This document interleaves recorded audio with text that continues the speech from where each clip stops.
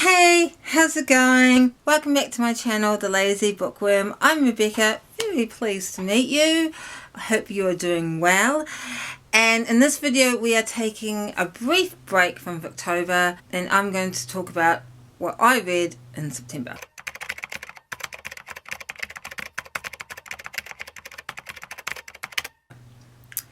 Okay, I read quite a lot of books in September, which I'm a bit surprised by. Some of them were physical books, some of them were ebooks, and actually some of them were audiobooks. So maybe that's why actually I ended up reading quite a lot.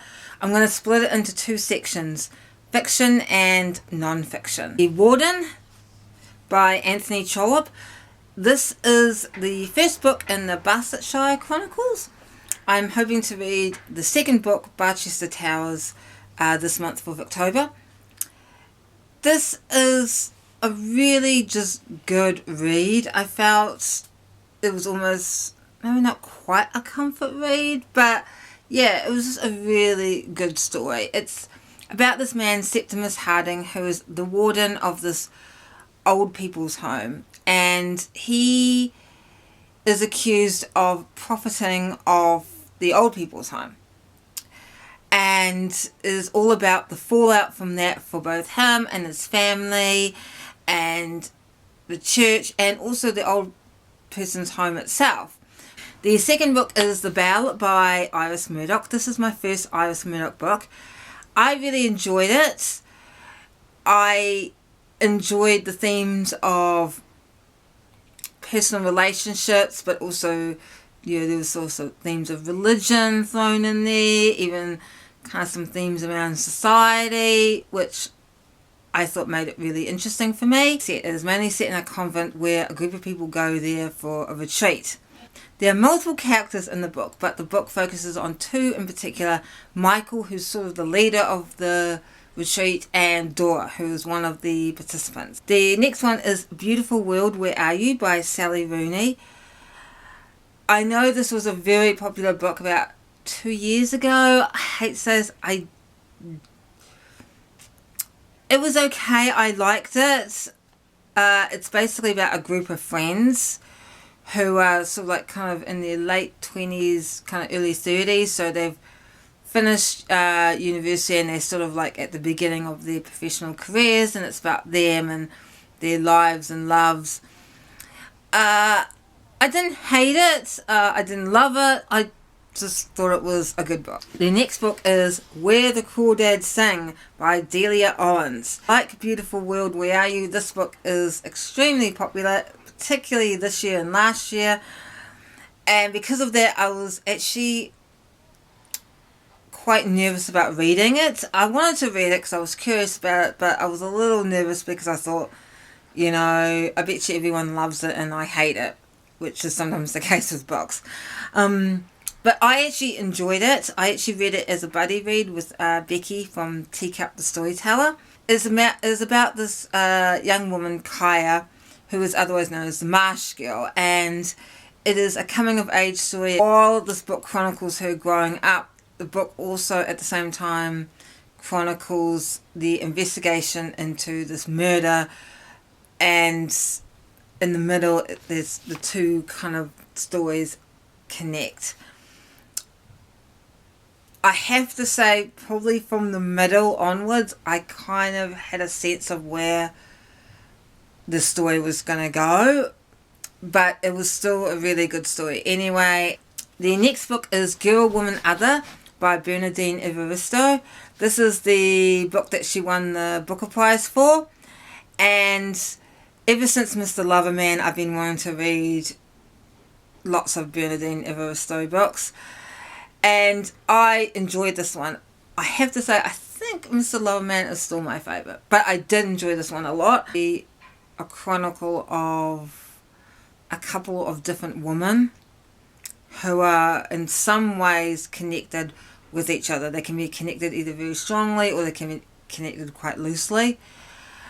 I really liked it because it also explored the generations. The next book is A Month in the Country by J.L. Carr. A little bit like Beautiful World, Where Are You? I like this book, but I feel I can't say much about it. It's basically about this man who goes to live for a month in the country. I think he goes to live there because he has some work to do in the country, and it's about what I got from it, which was really interesting, was his interaction with the locals. The next one is Childhood, Boyhood, Youth by Leo Tolstoy. This is a book that I found out about through the Dickens versus Tolstoy debate run by Emmy and Caroline Marie Reeds. I think this was their first book that they sort of debated on.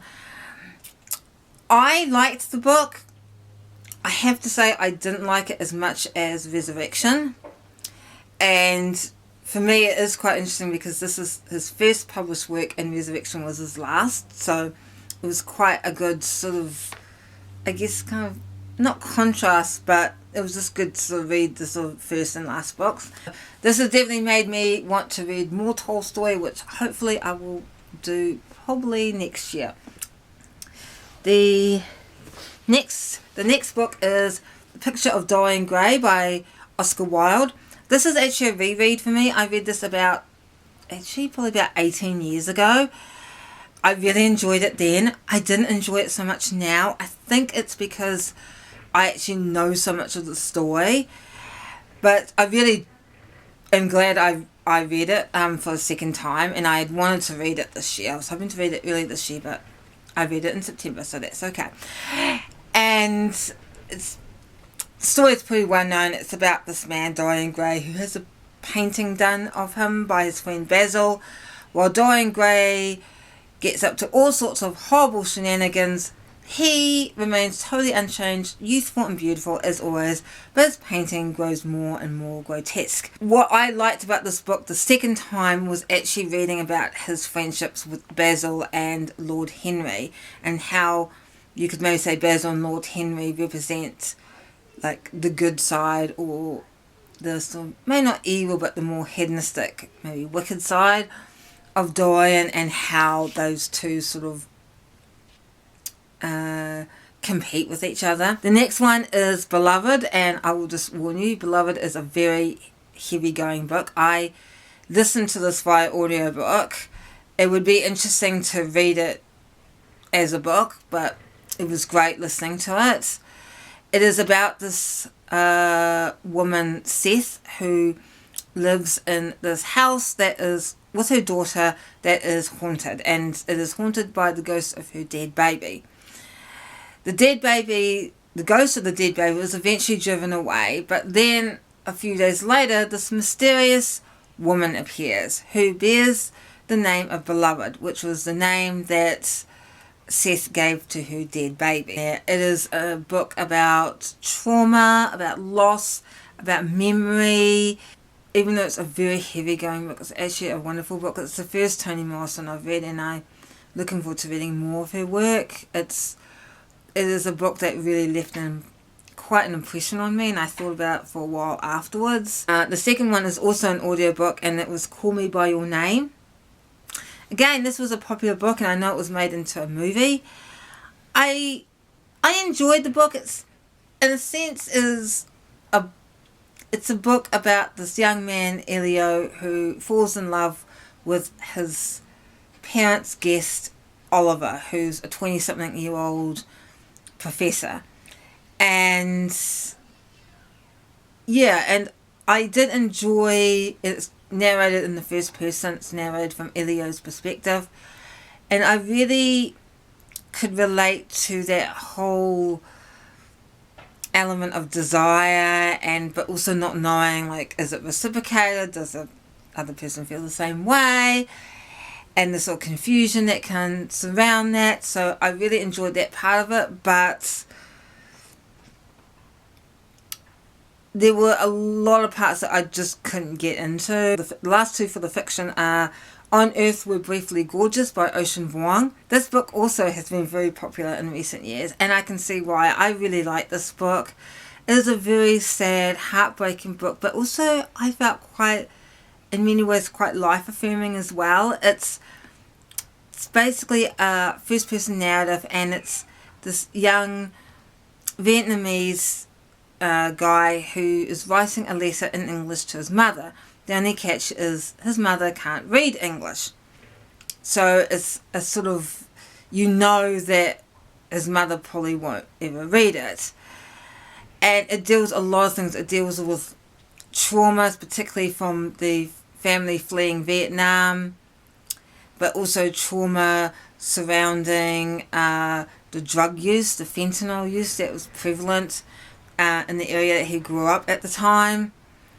It also deals with him sort of kind of growing up as an immigrant in America and having to navigate that, but also having to help his mum navigate that as well.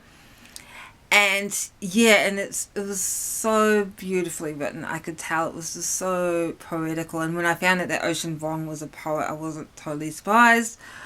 And yes, I really loved it. I know he's written another book that's come out, I think this year, and I will definitely try and read that. And the last one I started in September. I actually technically finished this in October, but I thought I would slot it in my September wrap up, and that is The Fortune Men. I'd wanted to read this ever since I had heard about it early this year.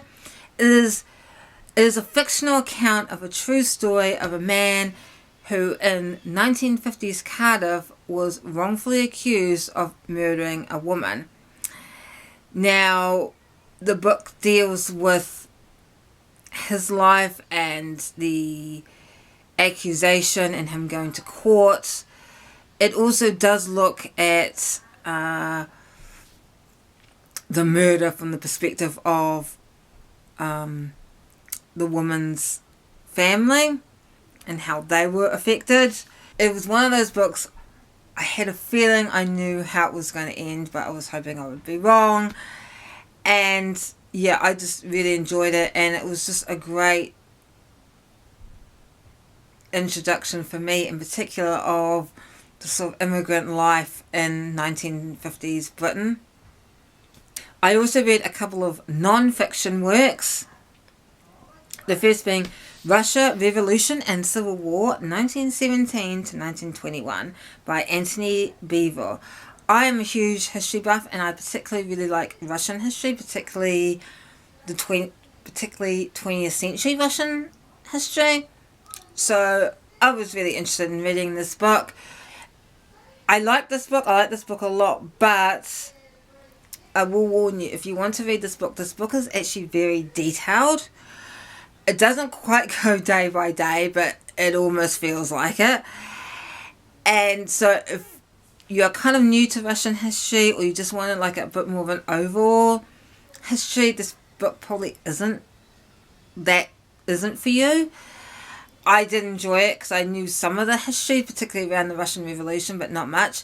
It starts from the February Revolution, which was like the first revolution, and then it ends in 1922 when the Civil War is over, and the Civil War was against the Bolsheviks and the Whites, or the White Army.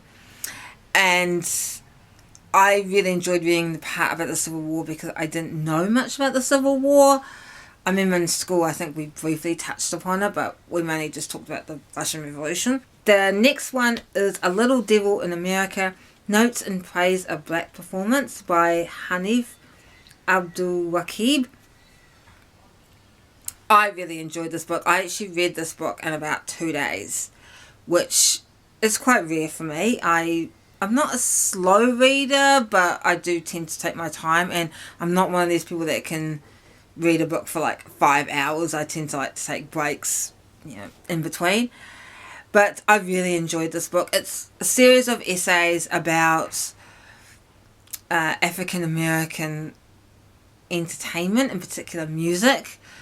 But he also talks about people like Dave Chappelle. He was just a very thoughtful, engaging writer. I really liked how he weaved his own stories within the essay. So like he would talk about listening to this certain performer when he was a kid, or like watching Aretha Franklin's funeral. The next non-fiction is The AngloSaxons, A History of the Beginnings of England from 400 to 1066. I really enjoyed this book because I know little to nothing about this period in England. This is sort of the period when England was in many ways not a united country. It was, I think, starting to sort of be united, but wasn't really quite united yet. And last non-fiction is Paul Tillich, The Courage to Be. This is quite a well-known sort of philosophical, theological book around the whole idea of being and, as it says on the tin, the courage to be. It's very philosophical, probably more philosophical, I think, than theological, but I really like Tillich. I've read, I think, another one of his books, and he writes about philosophy, I feel, in a very accessible way. I will see you next time with a Victober video, and until then,